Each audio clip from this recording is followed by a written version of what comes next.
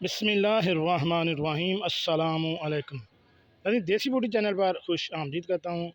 آج کی میری اس ویڈیو کا موضوع ہے جڑی بوٹیاں اور ان کے خواص۔ اور آج کی ہماری جو جڑی بوٹی ہے وہ ہے خلنجان۔ خلنجان کے خواص، فوائد اور استعمالات۔ چلیے ناظرین، چلتے ہیں اس موضوع کی تفصیل کی جانب۔ ناظرین، خلنجان صدیوں سے یونانی طب، آیورویدک اور روایتی چینی طب میں مشتمل ہے۔ خلنجہ بے شمار فوائد کی حامل جڑی بوٹی ہے۔ یہ انفیکشن کے علاج میں، سوزش کو کم کرنے، مردوں کے سپرم کی بڑھوتری اور یہاں تک کہ مختلف قسم کے کینسر کے لیے بھی مفید مانی گئی ہے۔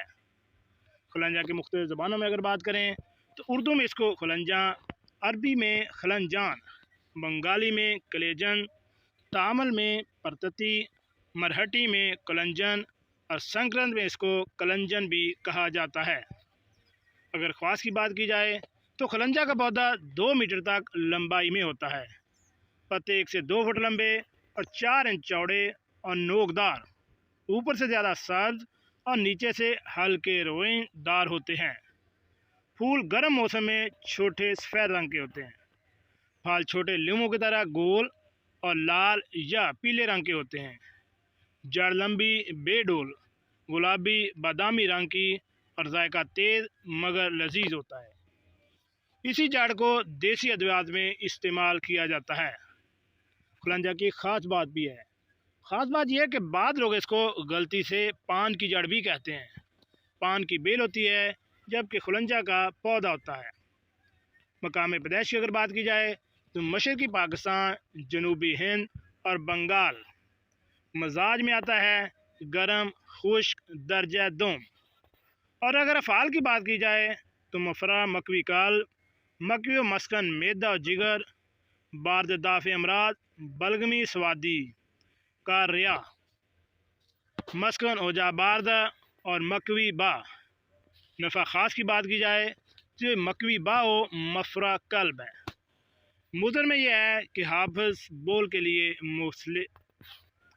لیے یہ مضر ہے۔ مسلح میں کتیرہ، سندل، تباشیر اور انیسوں۔ یہ دار چینی کا بدل ہے اور ایک مشہور مرکب حب جدوار، حلوہ سولب، جوارش 40، لوگ صرفہ، لبوب کبیر و صغیر اور معجون سولب۔ اب ہم بات کریں گے خلنجہ کا استعمال اور فوائد کی۔ یعنی خلنجہ کا استعمال جسم میں خون کی گردش کو بہتر بناتا ہے۔ خلنجہ آئرن، سوڈیم، وٹامن اے اور سی کا ایک بھرپور ذریعہ ہے۔ مطیب دہن ہونے کی وجہ سے منہ کی بدبو کو زائل کرنے کے لیے چباتے ہیں۔ مدلوعات دہن ہونے کی وجہ سے شکل اجسان یا لکنت میں باریک پیس کر زبان پر ملتے ہیں۔ منفس و مخرج ہونے کی وجہ سے سرفہ ذائق النفس اور بچے صوت بلغمی میں استعمال کرتے ہیں۔ نیز بلغمی امراض میں بھی اس کا استعمال مفید ہے۔ بلغمی دردوں خصوصاً درد گردہ اور سلسل بول میں بھی اس کا استعمال مفید ہے۔ تقویت باء کے لیے تنہا بھی بقدر 3 گرام سفوف دودھ کے ہمراہ استعمال کرتے ہیں۔ سر ریا ہونے کے باعث درد شکم الکولن ریحی میں بھی استعمال کرتے ہیں۔